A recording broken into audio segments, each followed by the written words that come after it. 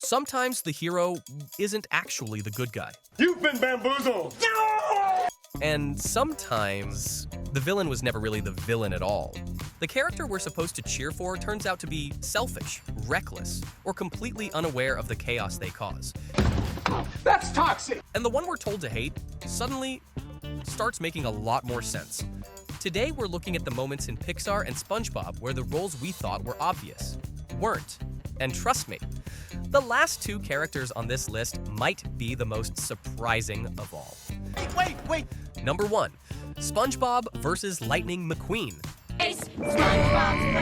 Let's start with two characters who are supposed to be the heroes of their worlds. SpongeBob SquarePants and Lightning McQueen. At first glance, both seem like obvious good guys. SpongeBob is cheerful, loyal, and always ready to save Bikini Bottom. Lightning McQueen bursts onto the racetrack as the fastest car alive, chasing fame and chasing victory. But look a little closer, and things start to crack. Take SpongeBob. His endless energy is part of what makes him lovable. He wants everyone to have fun. SpongeBob SquarePants! He wants everyone to be happy. But if you were Squidward, that enthusiasm might feel more like psychological warfare. Pain. Squidward just wants peace, quiet, maybe 5 uninterrupted minutes to play his clarinet. Instead, he gets SpongeBob knocking on his door every 5 minutes. Stalker, huh? Dragging him into activities he never asked for. At some point, you start wondering, is Squidward really the villain here? Or is he just a guy who desperately needs noise-canceling headphones? Lightning McQueen has a similar problem. At the beginning of Cars, he's incredibly talented. Know what I'm talking about, but you're not. So you don't. But also incredibly self-centered. Of your massive ego! He ignores his pit crew, brushes off anyone who isn't helping him win, and treats the entire town of Radiator Springs like an inconvenience. It takes several humiliating mistakes and a few hard lessons before he realizes something important. Winning isn't everything. People matter more.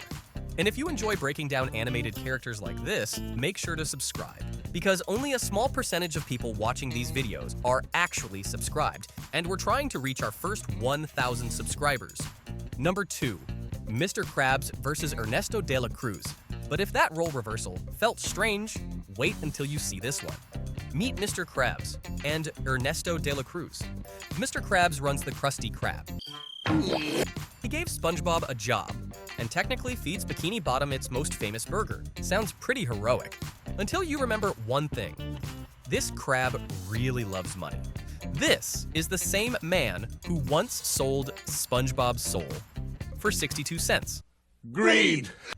Not even enough for a decent snack.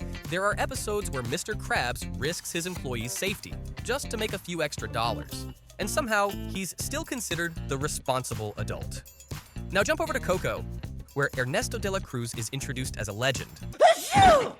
A famous musician, loved by millions, until the truth comes out. The songs that made him famous weren't his. Darling, you're exposed. The legacy everyone celebrates, he stole it.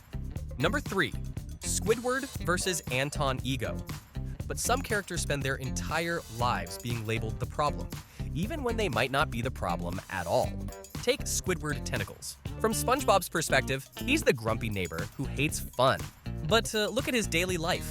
He lives between SpongeBob and Patrick, 2 walking chaos generators. Its victims, buries its victims. Every day's noise, random disasters, unexpected visits. At some point, anyone would start sounding a little grumpy.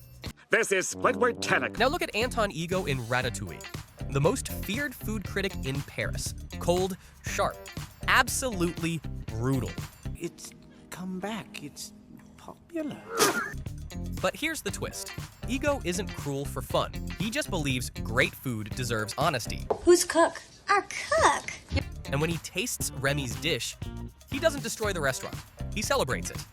Number 4, Plankton versus Syndrome. Plankton? Huh? Now let's talk about 2 characters who definitely look like villains. Plankton and Syndrome. Plankton has spent years trying to steal the Krabby Patty secret formula. Every plan fails. But look closer. Plankton isn't trying to destroy the world. He just wants to matter. Syndrome from The Incredibles starts the same way. Syndrome's remote! As a kid, he idolized Mr. Incredible. But rejection turned admiration into resentment. How do you think I feel? Betrayed, bewildered? And resentment turned into revenge. And before we reveal the final two characters, there's something really exciting happening on this channel. We're incredibly close to 1,000 subscribers. So if you enjoy animated deep dives like this, consider subscribing and becoming part of the first 1,000. But the final two characters might be the most surprising of all, because both of them look like obvious heroes. Until you look closer. Meet Sandy Cheeks and Merida. Sandy is brilliant, fearless, and always ready to solve problems in Bikini Bottom. But her experiments and challenges often drag SpongeBob into situations he never asked for. Merida from Brave is just as strong and determined, but her rebellion against tradition nearly destroys her family. They both mean well. Big red flag. But good intentions don't always lead to good outcomes. And if you enjoy videos that explore animated characters like this, make sure to subscribe. Because we have a lot more Pixar and animation deep dives coming soon. Because sometimes the villain just needed to be understood, and sometimes the hero still has a lot to.